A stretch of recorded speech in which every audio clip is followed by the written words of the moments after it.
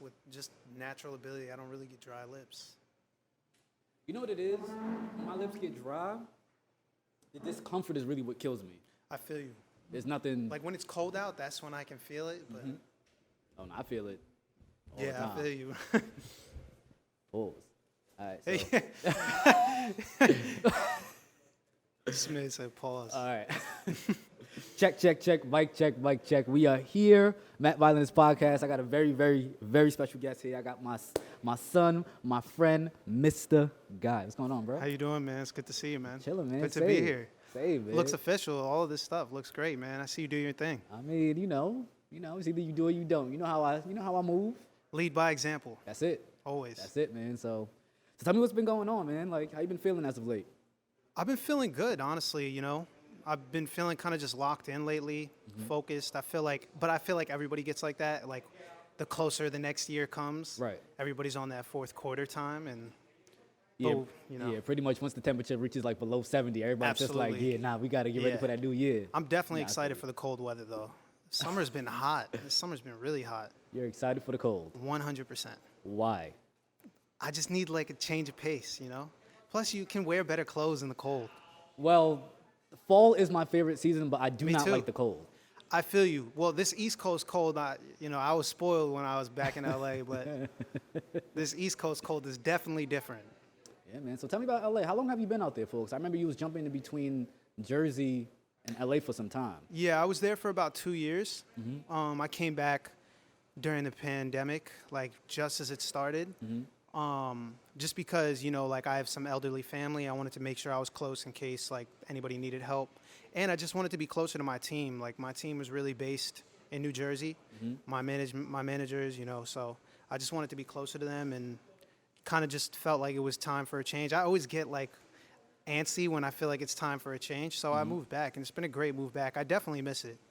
But we were just there in June shooting some stuff, so it was dope. Got you. Now you've been dropping some fire as of late. Appreciate it, man. I'm You ever know trying. me because, I mean, for those who don't know, I haven't dropped it yet, but I've been doing something, it's called like the Jersey Support Mix, and Guy has been like top 3 artists in that mix. Now, you gave me the blessing of hearing it early, and it's going to be phenomenal. Now, I'm telling you, bro, it's just like, I've noticed that like through my years of DJing and everything, we've had this conversation. I do really feel like when it comes to new artists dropping music, it's easier to digest what is in context with the music that we're already familiar with. Yeah, I can understand that.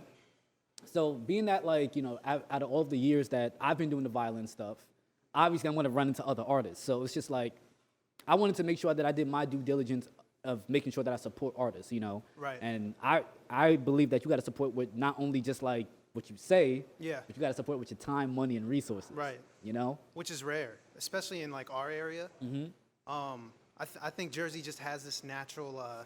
We always coin it ourselves. Like nobody else coins Jersey but us. We always coin it as like people don't support each other, and I just feel like as of late, like with what you're trying to do and what this community is trying to do, like people are really trying to rally around each other and support. So I think what you're doing is like kind of a little ahead of its time. And I think people will really learn to appreciate it, like once it's out and solidified. And I mean, I hope so. I mean, I'd rather like rally around a handful of people than try to get everybody to support each other.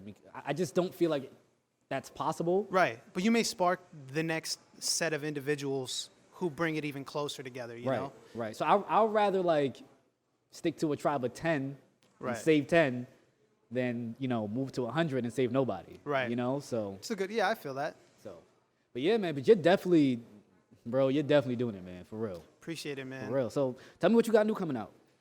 Well, we just dropped a song on October 1st called BKS. It's a single to this EP I'm going to put out soon. I'm not going to release too much information about it because I kind of just want to make sure everything's solidified.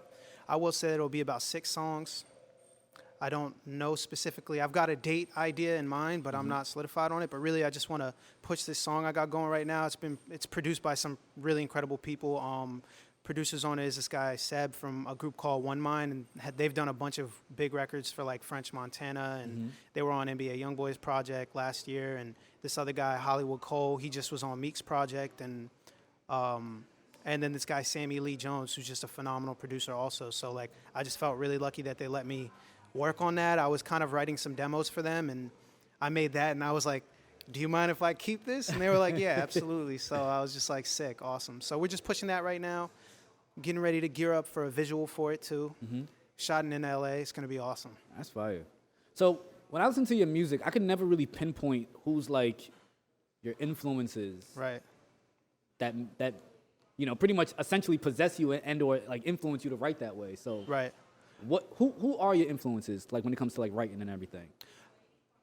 I have a spectrum of people who've influenced me. Obviously, like, the people who are going to be most noticeable are Drake, Kanye. I'm a huge Sade fan. Word. Yeah, like I'm, and not even R&B or rap. I'm into like alternative music or indie music. I'm into like Bon Iver is a big inspiration for me. Just people who have like phenomenal songwriting, as well as like the sonic structure of their stuff is just different than everybody else's, but so appealing. And I feel like there's a style of writing I'm a fan of, which is almost conversational like, where I respect the MCs. Like, I'm a big Jay fan, and I respect like the generation of MCing, which is like really like storytelling. But I think this generation has kind of started to gear more towards like feeling like what we're doing right now. That's what the music feels like. It's like you're having a conversation with someone. It's not I'm sitting you down and telling you a story. It's more like you were there for the story, You know what's crazy too? Like even with the music that I've written myself, like a lot of people don't know either. Like I write music like with lyrics. He got and that. everything. He got that heat. Trust. Just wait on it. Just wait on it. Nobody. Don't sleep. But nah, what's funny is I do feel like that's part of the things that really motivated me to write. But a lot of people don't understand is that like I'm super competitive. Yeah. So it's just like when I've listened to the music today, it's heavily melodic, and anybody who knows me personally knows that like with anything that I do, I lead with melody. Right. I try to keep things as simple as possible. The things that are simple tend to be what the audience walks away with. And one of my favorite producers ever said, like, it's so true. In anything you try to do, to be simple but authentic is the hardest thing to achieve. Because you can be simple and not be authentic, and you can be authentic by building things to be crazy large, but to be simple and authentic is really what cuts through. If you think about the biggest songs like ever, they're simple songs. They are very, very, very simple songs, and it's always just like the lyrics, the melody, and the music behind it. And I feel like I don't think it's really an issue, but I do really feel like people have abandoned writing quality lyrics. Yeah, I'm a big fan of that. The melodies are airtight. Right. Yeah. And here's the thing when it comes to melodies, I think the simplest songs that really cut through, right, as far as like culturally wise, I think the reason why it does because it hacks our brain. I agree with that. I think that I'm a huge fan of lyrics. My manager will tell you, I'm not where I want to be as a lyricist yet, even though like people have told me like they like my, I'm grateful for anybody who likes my music, but I really want to get to a point of like my pen just being undeniable and just like being able to be vulnerable, honest, transparent. Brevity is a big thing also, like being able to just be concise with your wording and what you're trying to say. And I think like, everybody's leading with instinct, I feel like, in music, which is like a beautiful thing. It's a tough thing to master, to be able to, with melody, it's like that's the soul to me. And I can understand that like if you come up with an idea and it's kind of on the spot, you feel like if you tinker too much with it, you may lose it. Yeah. But I think like slowly but surely people are kind of starting to push themselves back into a place of lyricism. And really I think like it has to do with the music around you. If everybody's doing a certain style of music, you're going to naturally be influenced by it. Of course. Influence is a real thing. And here's the thing with influence that I feel like a lot of people don't understand. Influence doesn't actually mean you are or are not going to do whatever somebody's telling you to do. Right. It just means that time to make your own personal decisions, that's now floating around in your head. Absolutely. It's the same thing with music. Yeah. Same exact thing with music. And I do feel like part of the reason why a lot of my melodies and the beats that I decide to select, a lot of them are simple. And I think that all comes from like the reggae and the roots background that I have, It's just like, it's so crazy how impactful something simple. Which is crazy how much music has like been influenced by Jamaica and that culture and reggae music. Insane. It's so crazy. Like even rap is influenced by that, Like people don't even know, like most people wouldn't expect me to. I don't know super in depth about it, but you know, like DJs back then were like people on the actual mic. You know, that those were the DJs. Yeah. You know, which became like started to evolve into what MCs were when hip hop, you know, started to become a thing. Now you had the DJ and then the guy on the mic at the party with him, you know, kind of just like rhyming over. But it's crazy how much music has like just evolved from reggae and Jamaican music and Yeah, and it's always constantly changing too. yeah. Constantly, you know. I think you're naturally be influenced by anything that you're a fan of. I think it's subconscious though. I don't think you know all the time, but like it's happened to me where like maybe a melody or a cadence has been a derivative of something I heard 6 months ago that I was like a huge fan of. But I don't think like while you're in the process of creating, sometimes it's intentional, but I don't think it's always intentional. And I think simple music is really like that. Like you say, you like simple beats, or like production that's simple is what grabs you. Is because I think like when anybody makes an idea, demo, sketch, it's the simple form of it that really hooks all of us, and then you try to see where it can go. Absolutely. I wanted to kind of shift gears a little bit. Sure. How long have you been doing music for? Like taking it serious, professionally? Professionally, I made my first legit song, I'd say, like original song. Like, you know, you do those things with your friends all the time where you guys just like freestyle over like songs that have already been made. I don't feel like made my first real couple songs in 2016, but I don't even think at that point I was taking it as a professional level. I feel like 2018 is when I started really like working on it every day, because I was going through a lot in the 2016 to 2018 time. I was moving a lot. I moved to Atlanta, New Orleans, then to LA, and it was kind of like I didn't know how to record or how to make songs like that. So it was like I may have made like a song once in between 4 to 5 months span. 2018, when I started learning how to record, and kind of that was when I really started to do it every day. Let me ask you, what's been one of the most challenging things within the music industry for you personally? Understanding the playing field, that things aren't what you think they are. Can you elaborate? To an extent, I think everybody comes up with this idea that if I make this one song, it'll blow up.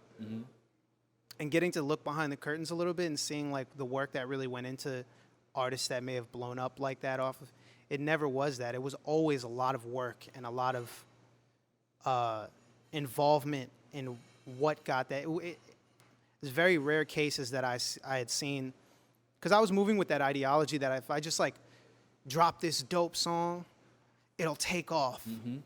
And learning that that's not how it really works. There's a lot more work that goes into it, and understanding where you fit into all of that.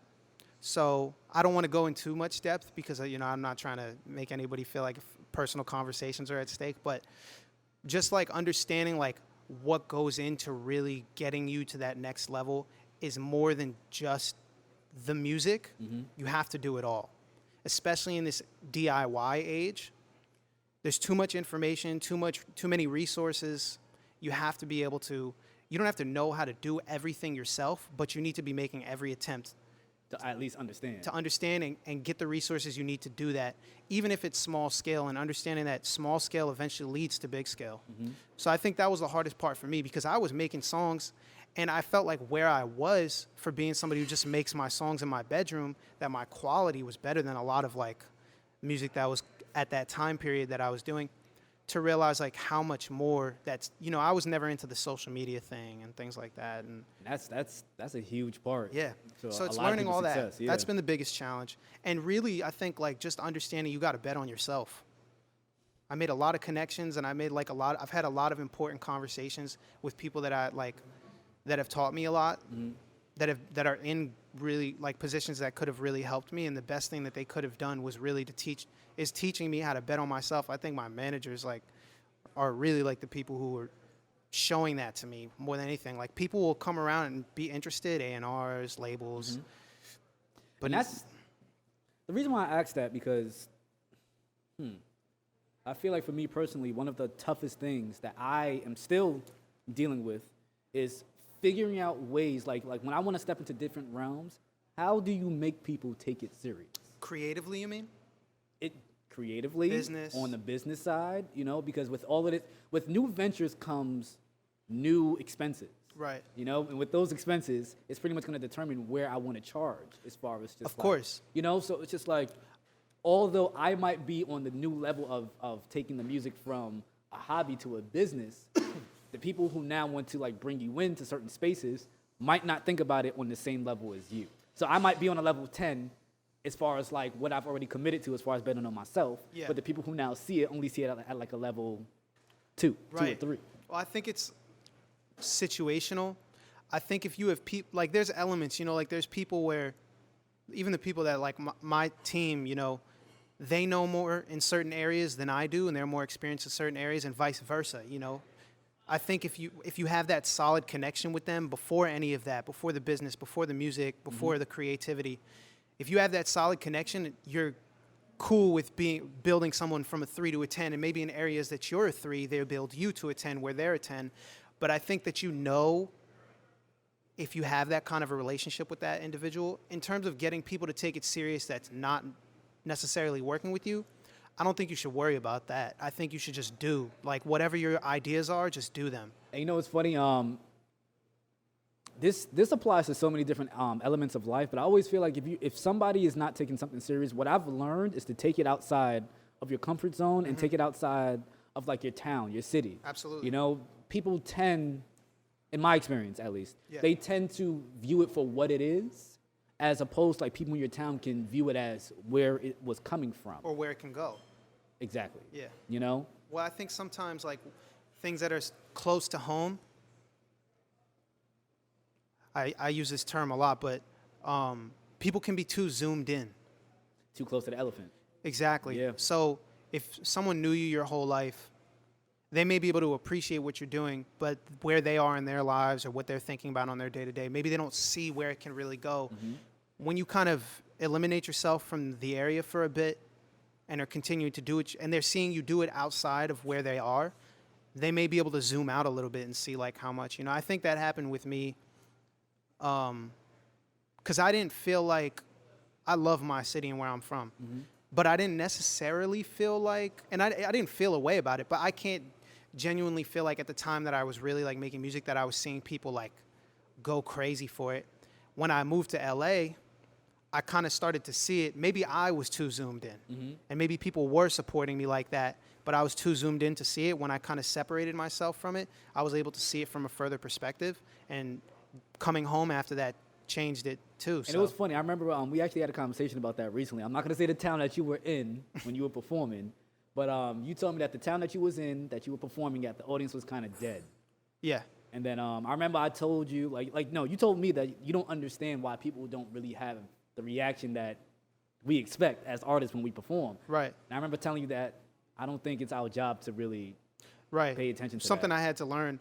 Yeah. I think I'm just supposed to do my job, which is really just go out there and give it 110%. And the people who are tuned in will tune in. The people who aren't may tune in later, but I can't be focused on, because if I'm focused on the people who aren't tuned in, I'm not showing love to the people who are right now. So But that's way easier said than done. Because, it's a process. You know, I've had the imposter syndrome, like going on stage, like before I go on stage, while I'm on stage, and after. I'm just like, yo, did these people enjoy that act? You Yeah. know, because I don't do this just for the check. You know, the money is nice, it's cool. You care about your craft. I want people to enjoy it. So, Yeah. you know, if I go out there, you know, I had to like kind of delete the reactions out of my mind of how people enjoy things. Yeah. Some people might enjoy something to be straight face, Right. you know? But your level of what you perceive for people to be enjoying is like also based on like all the people you admire and how the crowds look when they do things and how things. Like for me, I'm a perfectionist. So even at that show, I didn't think the first thing I asked my manager, he wanted to smack me, but first thing I asked was like, did I sound flat? I wasn't even 5 minutes off stage, and I just asked him, I was like, did my voice sound flat? Did I not sound? Because I care about my craft to that point. That really like, and people were in tune with that specific show that I did. Like people were like, you know, vibing with it. And I kind of just had to really understand like I think you start to learn what goes into making big scale productions. And for me, I was just like, I want to know what it feels like for people to not be tuned in. I want to know what it feels like. I want to know what every feeling is, because every pitfall, every excitement, because when I get to a place where, you know, being in an arena and there's 20,000, 30,000 people cheering, like, I'll be able to really appreciate it. You know, it's funny. I think the best way to learn, like you said, you wanted to learn how it feels to pretty much be tuned out. Yeah. That's why it's best for artists that want to really hone in on their craft. Go to as many shows as you can, Yeah. and you'll get to see the good, bad, and the ugly performers, you Right. know? So it's like when I watch bad performers, I'm just like, I can do better than that, you know what I'm Right. saying? Then in my mind, I start to orchestrate how I can, like, you know, hold the audience attention and everything. Yeah. And it's funny, too. Having your hand in multiple different pots, because, I mean, as you know, I DJ, play violin, I used to dance at No, one you point. do a lot. Yeah, but that really, really, really helped when it comes to, like, sharpening up my skills and making Right. the best possible shows, you know, because as a DJ, I've learned that people's attention spans are really, really short. Yeah. You know, playing the violin, when I watch other violinists, it's cool, but how do you hold people's attention for an hour? How do you hold their attention for half an hour? So with me personally, I had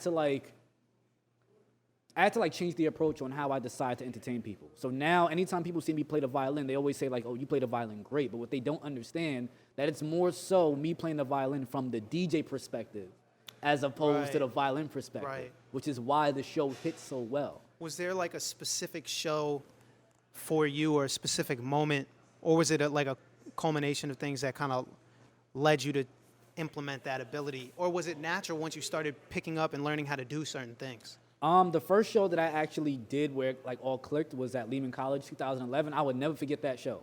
Never, ever, ever. I was watching a lot of like hip hop violinists. I was watching Nothing But Strings, Black Violin, and pretty much what Black Violin did, they used to go through the series of playing hip hop, reggae, so like all of that. Yeah. But they also had a DJ. So like the show was really tight. Yeah. But when I thought about it, I'm like, wait, I can do all of that stuff. I already know how to play the violin and I could DJ. So I understood how they formatted it. Now, being that like I'm a little more plugged into the culture as far as like the reggae, soca, dancehall side, I'm like, let me make a set similar, but that kind of spotlights the things that are hot right now. Right. You know, at that time in 2011. And when I did the show at Lehman College, first of all, it was a talent show and it was like a competition. It was like 40 acts. That's a lot of acts. Yeah. That's a lot. That's a lot of acts. Yeah. And mine was the act that won. So yours was an act. You weren't DJing in between acts. You were the actual. I was the actual violinist. Oh, okay. Yeah, so it's like after I was watching all of that film and everything, I kind of put together my own set, and that was the first time I actually had the opportunity to like execute it and give it a shot. Yeah. And it worked down to like the T, and it blew me away. Like I had no idea how to really handle the energy while I was receiving it. And then even after the fact, you know how like people like praise you Yeah. and have all these opportunities lined up for you and everything. Like, I wasn't used to it. Yeah, I think there's a big learning curve that goes with, because I'm really new to performing still. Like I've only done 4 or 5 shows. So For some reason, I don't believe you. Nah, Okay, yeah. I'm listening. Nah, I mean really, like I've only done 4 or 5, maybe 6 if I'm forgetting one. But I'm not like a veteran performer at all. Like I'm still very new to it, so I'm still learning a lot. Like, and I'm still at the stage of, not within the next year I won't be, but I'm still at the stage of having other acts around what I'm doing. You know, like some of the like when I was doing like some of the shows that I've done that were like showcase kind of style, meaning just like there were multiple acts on it. You learn a lot about like, okay, what happens if the act before you, it's easy if the act before you or the artist before you does a great job because the energy's there. It's tough if they don't do a good job. Oh man, that's when you really learn how to just authentically. So be like, yourself. I think like a big thing at like one of the shows I did. Shout out to Jameer Cope, sick event. It was guy. dope.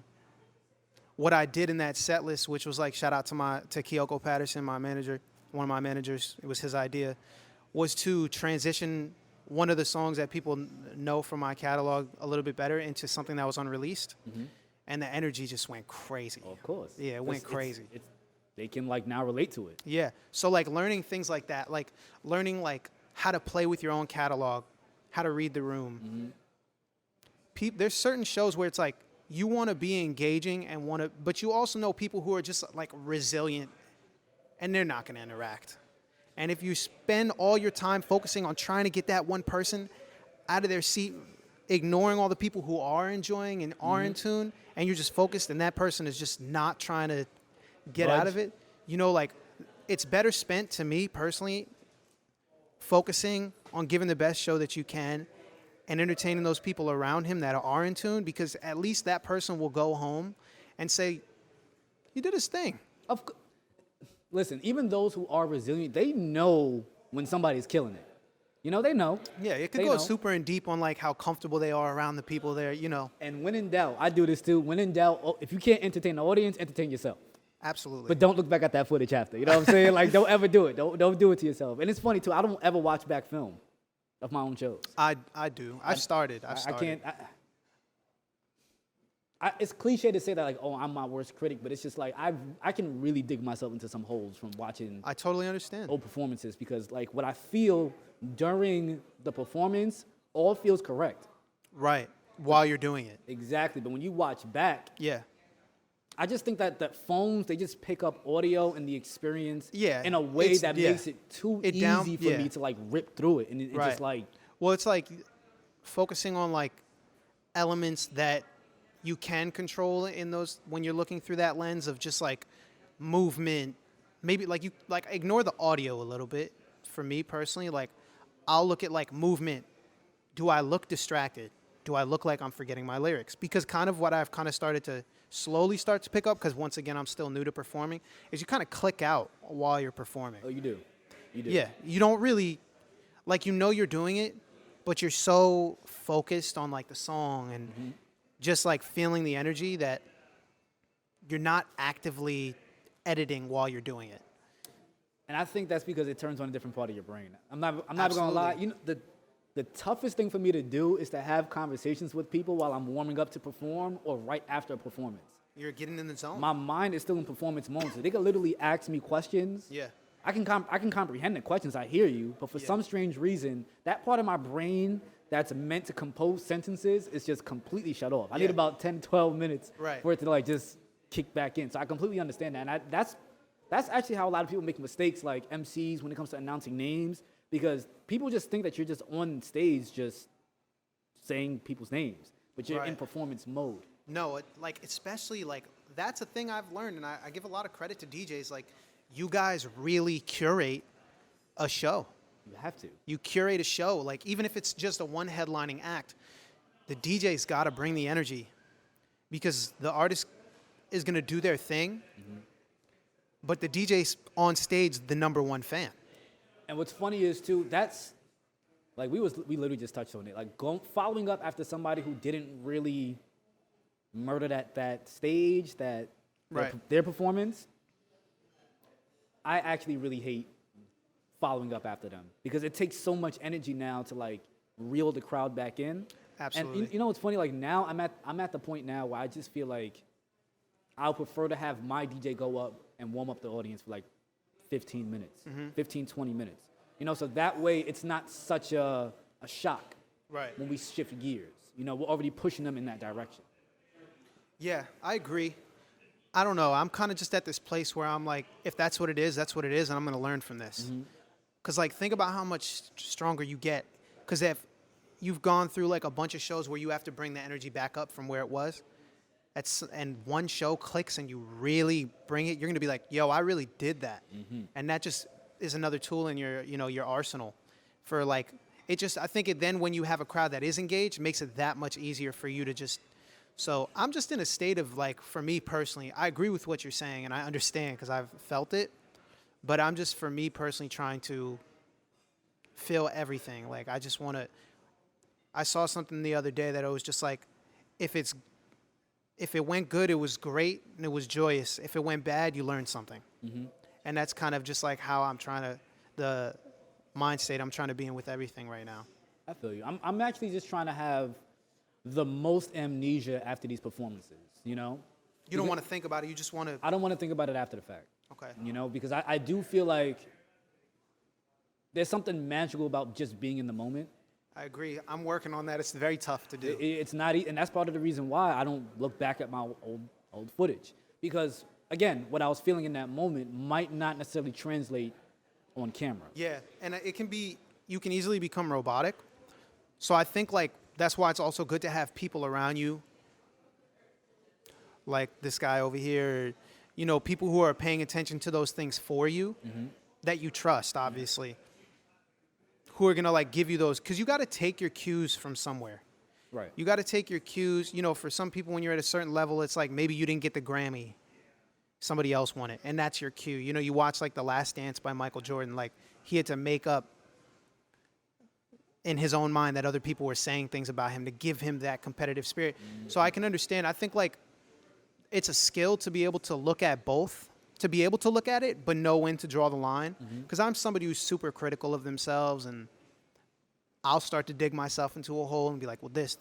But it's important practice to also be able to see those things, know where you messed up, and then be back in the moment. Absolutely. And, judging by your music, I feel like you're obviously one of those people, I appreciate that. No, I'm at the point now where I'm starting to like notice some of the similarities in like the musical journey with the artists that I can relate to, So yeah, you absolutely are right. I think there are, just a time and place for everything. You need to know when to take the critiques, when to actually look at yourself, like point that mirror to yourself and really like dissect what you're doing and make changes accordingly. There are times where you just need that amnesia. Yeah, 100%. You got to just have fun.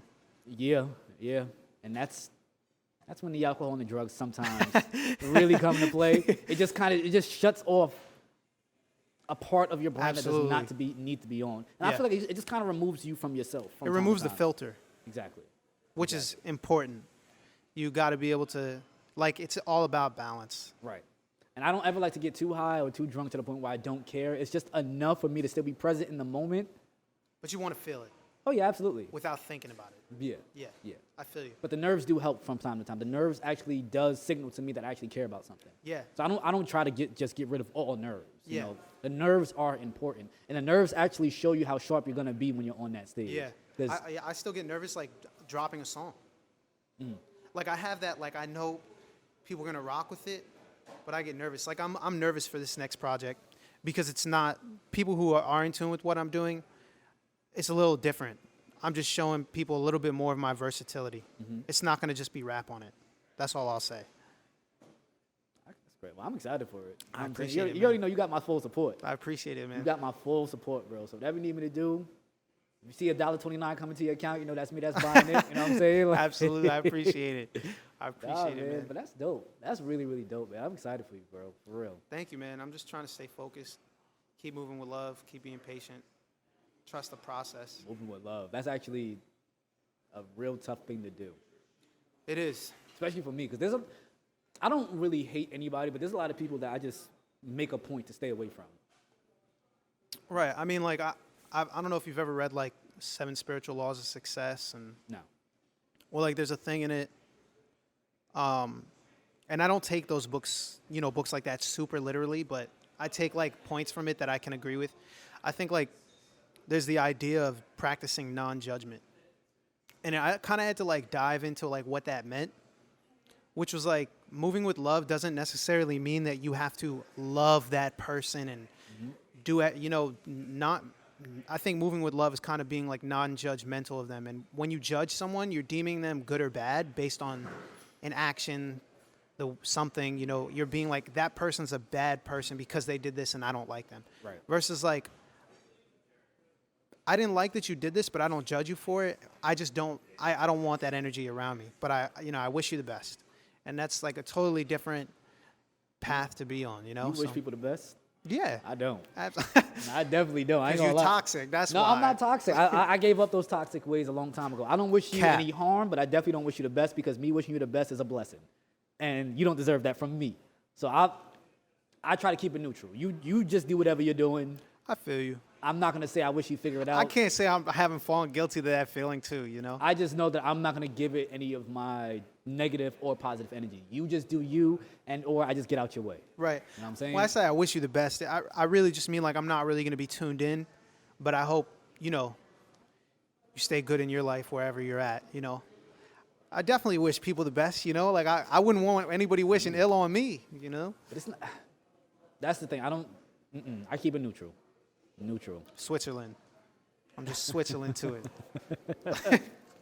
You're not drinking? No wine? Nothing? Yo, I ain't gonna lie, man. I'm trying to, I've been in the gym for like the last 2 months. I'm trying to get these titties up so I can have all of these bitches start coming to my bar and everything, tipping me and everything. You know what I'm saying? Doing my squats, getting my ass fat. You know what I'm saying? Yo, all right. And all that. You know what I'm saying? So come holler at me at the bar. You know what I'm saying? I'm gonna make some new strip club called Harlots or Starlets, whatever. You know what I'm saying?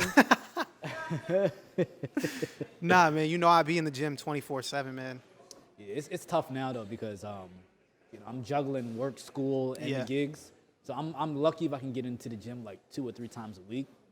Whenever you need a session, man, I got you, man. Got you, man. I got my boy. Shout out Maneuverwear, Maneuver Gang. Got my boy 3D in the gym the other day, getting that work in. It's good for your mind more than anything. Like I care about my physique and health, of course, but like your mental, that's the biggest change I've noticed. Like if you're stressed and you go to the gym, or you don't have to go to the gym, but if you do something to just get your heart rate up, sweat a little bit, even if it's at your crib, like push-ups, it distracts you from whatever's bothering you, Yeah, and it sucks sometimes because it sucks to suffer. But there is, far more to gain through the suffering from time to time. Absolutely. I don't think that's the only way to gain anything is through suffering, but most times, like, the things that you fight for the hardest, i.e. working out or having some sort of goal, that's when you, like, yield some of the highest results. True. I think it's a big time for self-awareness when you're going through it. I think, like, when things are good, you're not really thinking about it. You're just, like, things feel good. You're going off feeling. But when things don't feel like they're going, you become analytical about it. Mm-hmm. And that, I think, causes a lot of people to start, like, being more self-aware, think about their own thoughts and how they feel. And it's a slippery slope, of course, but when times are tough, I feel like that's when you really learn about yourself in that process. Yeah, 2020 was, whew, yeah, it was a series of tough decisions, family-wise, relationship-wise. What was the biggest change for you? I mean, outside of the actual, like, pandemic. What was it? I think there was just a lot of ties that I just had to cut. Mm-hmm. And you know what? The biggest change was my mind state. The way that I now process information. I don't know if you ever heard me say it before, but now when it comes to dealing with people, I'm not calling you a liar. I just don't believe you. That's a bar. I'm not going to lie to you. I might have to steal that. Just give you my credit. That's a bar. So here's the reason why I say that. It's because 2020 and 2019, calling somebody a liar means that I'm now interfacing with the person. Mm-hmm. They're saying or doing something that I don't believe. So now, in order for me to prove them to be a liar, I now need some sort of evidence. Now I'm at the point where I'm just like, I just don't believe that. So I'm only interacting with the information. Wow. And that's it. So if I just interact with the information, that journey of, like, being brought down the path of potentially doing something that's out of my character, or like something, limited now. It's far limited, Yeah. And I do honestly believe now there's just certain things that I don't need to know. There's certain things I don't need to deal with. There's certain people that I just don't need to be around, So that was like the major change that happened through that 2020 time. And again, that's through many lenses, And on top of that too, also, people that just didn't really sit right, they just had weird energy to me. I felt like in the past, I used to wait for those people to give me a reason to cut them off. Now I'm just at the point where it's just like, if something doesn't feel right to me, especially when it comes to like another person's energy, I'm just like, yeah, I'm out. I don't need to be around that. I don't know what it is. I don't need to know what it is, but I just know that your energy is really throwing me off of my center. You're becoming more aware of what you need.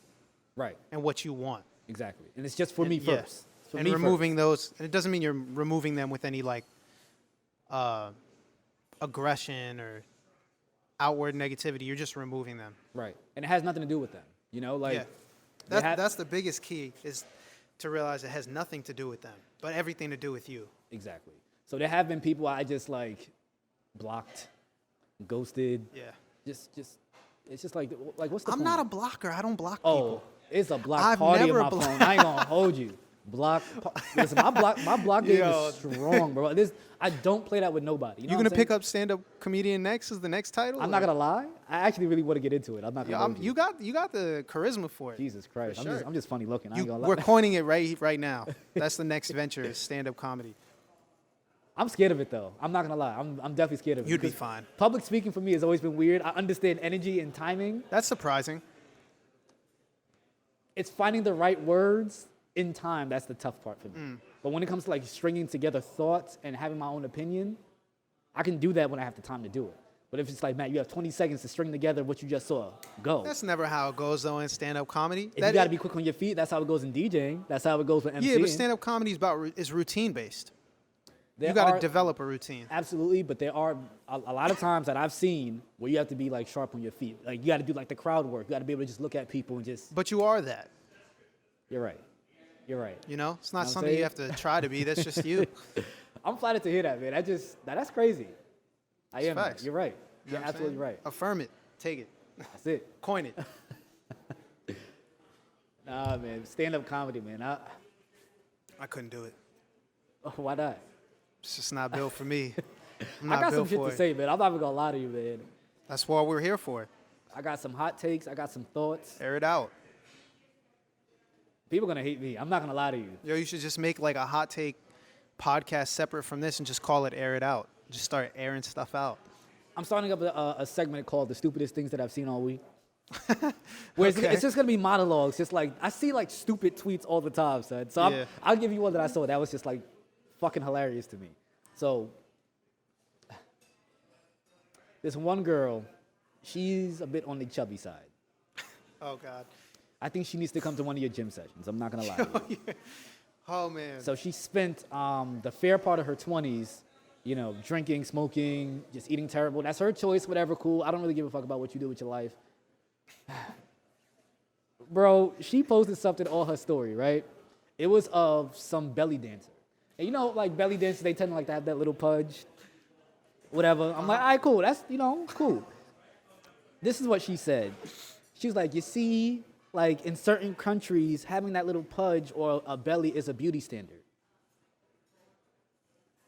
This Fir- is your hot take. I'm listening. First of all, the woman that was inside that video that she showed, I'm gonna show you, was in shape. That's number one. She was in shape. And number two, this is very important, we're in America. So your chunky ass, you know what I'm saying? Like, although somebody Yeah. might like it, generally speaking, we don't want that. Listen, man. I do not condone the words that are said in this moment. Now guys go to damage control. Listen, man. That's a fact. Somebody got to do it for you. Nah, I mean, hey, these are my thoughts. But it's just like stuff like that. It's just silly. Listen, man. Just take care of yourself. That's all. Just That's it. You know what I'm take saying? care of yourself. If you think you're beautiful, that's all that matters. And what's funny is we're good friends. And here's another thing about it too is like, I Oh was- God! So she's gonna see this and then. oh, absolutely. Oh. She can hit me. I didn't block her. You know what I'm saying? You can hit me up any day you want. Not you know what I'm yet. saying? No, I'm not gonna block her. There's no reason to. But it's just like, yeah, it's just silly. Like just a lot of the silly shit that I see. And I think one of the craziest things that I see now. This is another point that I actually want to air out.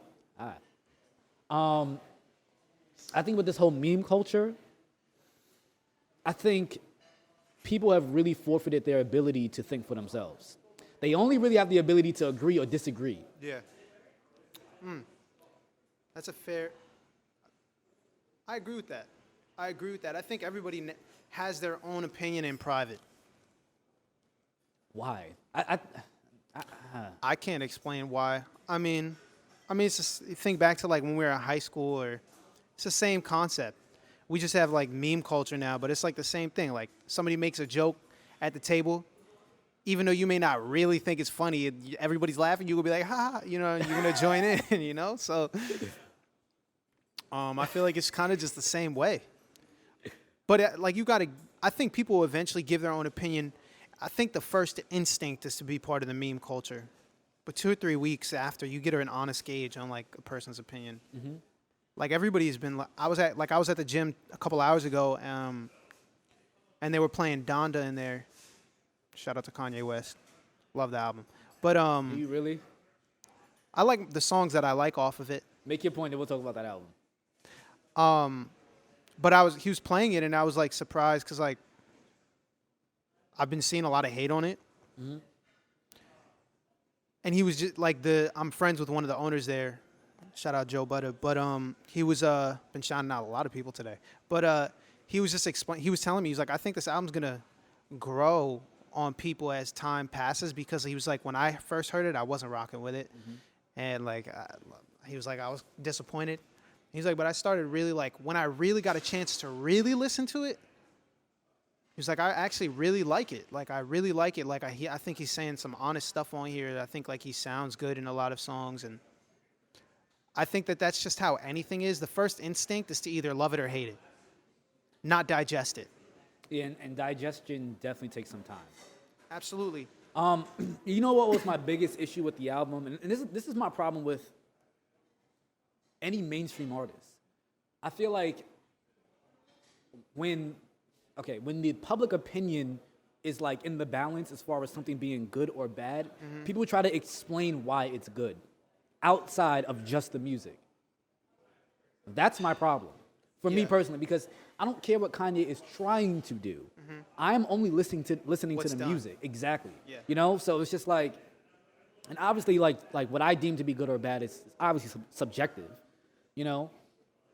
But I just can't stand. You don't understand. Kanye is going through stuff. He's trying to be different. Okay. Yeah, but no, nobody wants that. If you're a music fan, you're paying attention to the music, and the only reason people like are in tune with that is because like, you know, in 2003 when Kanye was dropping an album, the internet wasn't at the level where people could see every single thing he was doing, every single thought he had. All they had was the album to digest. Mm-hmm. And that's why the gauge on it was different. But it's also that I think a lot of people got it caught up in this whole like Drake versus Kanye thing, which like both artists are phenomenal artists and are like historical artists and just need to be able to have the roses for themselves. Like give your flowers to Kanye, give your flowers to Drake. Mm-hmm. They're both phenomenal artists. We don't need to compare them. Yeah, that's another thing too I don't really like either. So I think that kind of whole spiraled the whole. I don't even think people were so focused on just hearing whether like Drake's album was better than Kanye's or Kanye's album was better than Drake's. Mm-hmm. That's it. Like I don't feel like people were really listening to the album. Like when I really listen to it, I don't like every song on there. I don't think like songs are terrible on it, but I'm just like didn't move me. I didn't feel it. But the songs that I like on there, like if I were to change the album, and I'm in no place to tell Kanye what he should have done or could have done. Mm-hmm. The man is like one of my biggest inspirations. So, but if it was my project, I would have shortened. I feel like if it was a little shorter, some songs were taken off, people would have it would have been undeniable how good of a project it was. So I think that I like the songs that I like on it a lot, but I also think that as time goes on, that it's gonna grow on people. I think like Kanye's we compare Kanye and Drake, but Kanye is like 10 years older than Drake. Kanye speaking from the perspective of somebody who's like halfway through their lifespan, you know, and like we're in our 20s. We're not necessarily gonna relate to somebody rapping about their marriage, you know, but when you get to a stage of God willing, having a wife, kids, and a family, your perspective is going to change. Your perspective is going to change, you know? I think Drake's albums are still youthful in the sense of, like, partying, women, success, that we still can cling to them and connect to them. And he's just a phenomenal lyricist, writer, performer. So, like, that's always going to be good on that front. But it's maybe easier for people who are, like, 25 and younger, like, you know, for us to, like, it's a bit more relatable. It's more relatable in that sense. Yeah. I think, like, musically, like, I don't think anybody can debate on the fact that none of Kanye's albums sound the same. They don't. And you have to respect that as an artist. To constantly be innovating and changing your sound when you're that many albums deep in your career is not easy to do. It's not. But the fact that, going back to the way that the music is now critiqued, it's almost like tribal. It's like you can't just like both artists. You have to be on a side now. You're either you on can't just Donda like or you're certain songs, you know? Like, yeah. like I like the songs that I love off Donda, like I love. Like, I'll say this is fire. If you're telling me it's not fire, like that's your opinion, but I'm going to be like, you're bugging because these are fire. But in his songs with CLB. Like, I'm going to say the same thing. But I feel like I'm at a point of privilege when it comes to like thinking the way I do, especially about these mainstream artists such as a Drake or a Kanye. I feel like due to the fact that I've been exposed to so many different types of music, performing different art forms, I'm not afraid to abandon an artist that I once loved. Be like, yeah, this album is just not for me. Yeah. Move on to something else that I now find. You still gotta respect it though. You may not have to enjoy it. It may not be your cup of tea, but I feel like you gotta respect The it. attempt, sure. Just the fact that, like, you know, how committed he still is to it. Even if you're just a fan of the marketing behind it. See, and I'm fine with that. That's just not going to make me praise the album just because you tried. I'm not talking about praising the And album. but that's how I interpret other people. Like they will push a mediocre project just for the tribalism and then for what the artist was trying to do. Now, aside from that, I keep asking the same music. Is the music good? And I feel like a lot of people will always try to push to say yes. Because I could be wrong about this, but I do feel like these kind of people only get their main source of good music from hip hop or R&B, and they have no other places to turn for good music, you know? So like when I feel like when you're in that predicament, whatever you get, you champion. Right. And I'm not like that. I'm just like, I'll sort through it. I'm like, okay, this is what's new. For me, where I am right now, this might not be it. So I'll tuck this in the back. I think like I'll jump to a different genre. Right. I think the older we get changes like how we perceive music. I don't think the feeling, that's instinct. Whether like the feeling you get from certain albums or songs. But like how we perceive it. Like when you're at 16, 15 and a new project comes out, you're not this analytical about it. You're just like, I love it or I hate it, you know? But when you're at this, like you start being analytical about it, and I don't know. For me, I just try to take it for what it is. I like what I like off of it, and I will support that. I don't judge that. It's hard to judge albums as a whole these days, you know, because like I think if there's a 15 song album and you only like 3 songs off of it, you're gonna be like, I'm not a fan of that album. That's kind of a dud.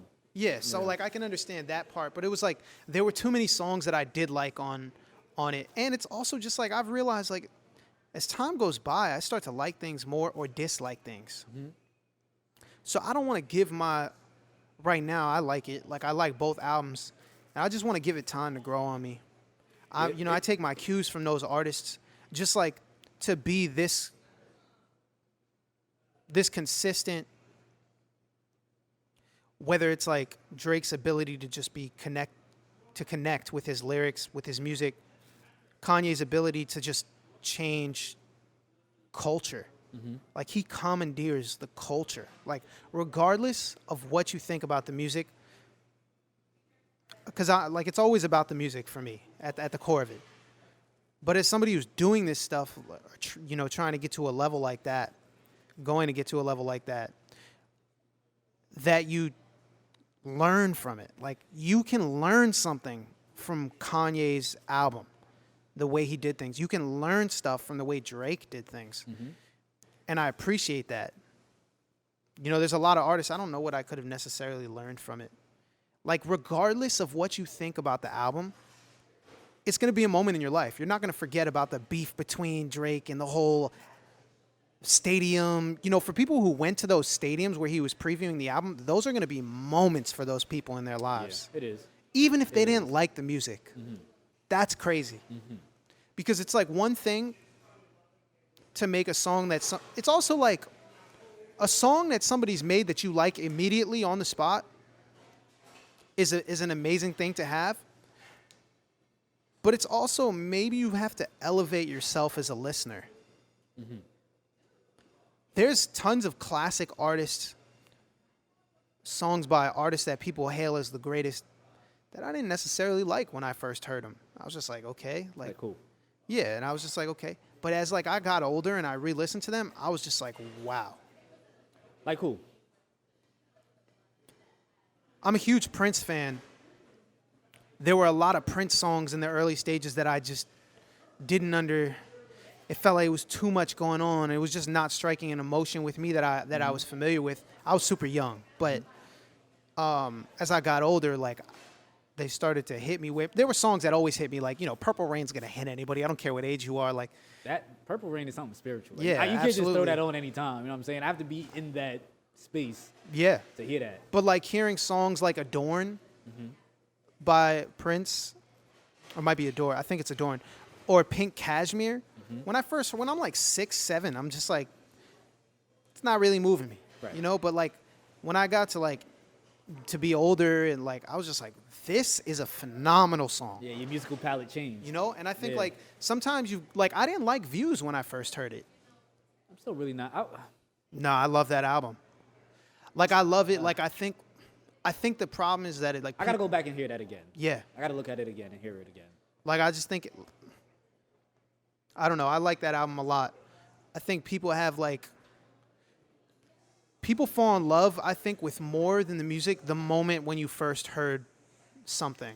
And you want that moment back. And you can't get that moment back. When you're in college or like you're in high school and you hear someone like Drake for the first time with like Best I Ever Had, or I was in middle school, but Oh, me too. That you know, song used to. Oh, right? But you think God. about like maybe you're not thinking about the song, but you're thinking about like the Memories, time yeah. frame and the memories, and it's like you can't Yeah. get that back. You can grow with the artist, and you may not, but like there are songs that like I've had memories to later in life that clicked with the song that was out 4 years before. Right. So it's like you can't gauge it. Like I respect whatever somebody's opinion is on it. For me, I want people to love my stuff. You know, like I care a lot. I'm somebody where it's like I want each individual person to be like, I want to, like my goal is undeniability. Like I want to be at a level where just like the music, the lyrics, the vocal performance, everything's undeniable. Like you can't, like everybody's just gonna be like, it's like, this is just good. Like this is great. I can't. Even if you try to hate on it, like, yo, I just can't. Exactly. That's can't. my goal. It's an unrealistic goal for a lot That's of not people, true. you That's know, not- well, for a lot of people, but it depends on whatever you're blessed with. there's know? always going to be somebody who doesn't like That's what fine. you do. I know I can't get everybody to like what it is that That's I the do. key, though, is once Because you I already- understand that not everybody's going to like it, it kind of opens up the door a little bit more where the intention is then become to be for myself to have elevated from the last time I did something. It's tough, like, you know, even like when you put out a song and people are like, this is fire, every time I drop something after that, I'm going to be like, is it as good as that thing? But then it's like you can get so caught up in that, and you can get gridlocked into keeping you from. Yeah. Then it turns into you doing trying to recreate the same thing over and over again, and people. That's where you get that sophomore curse and everything. You know? Exactly. So when you make something great, understand that like you can't recreate it. All you can do is just try to keep making great moments. Right. You don't know why people connect to that music Exactly. so hard. That's you the would key. never know. And, I could and put it- yeah. And that's why I always tell people like, yo, just live in the moment of just being the artist. Like that's all you have control over. I appreciate you saying that. Yeah, you have to authentically just be yourself. Yeah. No matter what. Through your anger, through your happiness, through your ups and your downs. You have to just be yourself. And it's like part of it is like I'm trying to get to a point of really documenting my life. Like I don't really make songs about nothing, even if people don't really understand like or they're not paying attention to the lyrics. I could sit down and explain to you what the purpose and meaning behind each song was. I want to get to a place where they're more detailed. That's what I'm focused on, is becoming more detailed in my music with my lyrics and storytelling. Also, just like you're going to have moments that are just for fun, you know. But I think it's just like to give people moments is really like what the focus is, and understanding that part of giving people the detail and being detailed is maybe you don't fully know yourself yet. And that's fine. And but documenting that process is what I think people would relate to more than anything, is because a lot of people, it takes a lifetime for people to. I was talking to somebody who is in their 60s, and they're just now starting to learn to heal from trauma in their past, whether it was their relationship with their parents or whatever. And it's like people at that age still haven't broken down those walls. So that like we're always constantly learning ourselves and changing ourselves, and just to document that process, like for me to be authentically myself would sometimes mean that I'm authentically not knowing who I am. And that can reflect the music probably not following the same path that you did last project, you Yeah. know? So, And those abilities are always there, you know? The right beats in front of you, in the right mood, you're going to make it, you know? It's going to happen. absolutely. Trust in the process. Like, And as far as being authentically yourself, and you talking about like focusing in on the lyrics and everything, it's just like creating those moments. You can create those moments for the people through your lyrical content based on how you're like formatting the story. And I'm actually excited to show you some of my stuff after we're done with this too. yeah, I'm hyped. Yeah, man, because it's just like I really pay attention to that kind of stuff. Yeah. You know, and I still want to tell a story, but I do my best to hack your mind with a melody and make the story simple. Yeah. So it's just like, how many different ways can I say that love sucks? You know? True. Like I heard a great quote one time. I think it's from the movie A Star Is Born. But like, there's essentially, he says there's 12 notes in music. But the way in which you say those 12 notes, everybody has a different way to say them. Absolutely. They're the same 12 notes, but the way someone says those 12 notes or uses those 12 notes, everybody's different. And I really like that quote, stuck with me. It's just like this, you know, it's a beautiful process. It doesn't always feel beautiful, but it's like to feel connected to something like that. And like everybody talks about, it's not always this like super spiritual connection, but even like when you make something, you're like, this is fire. That's a connection. Yeah, when you like your stuff, that's a different kind of feeling. I'm so like, I think everything I make is trash. I'm just like, nah, it could be better, could be better, could be better. My manager is always on me about that. He's just like, you know, because I'm a perfectionist about that stuff, and I don't want any of my stuff to sound like the last thing. I don't want to recycle the same melodies, the same flows. It's okay to do that in songs that like you're attempting to make that don't end up becoming songs you release. But anything that comes out, I kind of want for it to be its own thing. Got you. So That's dope, man. Well, let's wrap this up, man. We've been talking for about an hour now. great conversation. So, yeah, man. So give everybody your Twitters, your Instagram, your Facebook, all of that. Where can they find you? You can find me on Instagram, Twitter, all that at I'm Guy from NJ. BKS out now. Single going up. Got a lot of stuff coming. Visuals soon. New projects soon. More stuff in the works that I'm not ready to announce, but just don't sleep. All right, man. Well, thank you for coming out, man. Thank you for I having me, appreciate you, man. I for real. appreciate it, for real. Oh, I'm Matt Violinist, and we are out of here.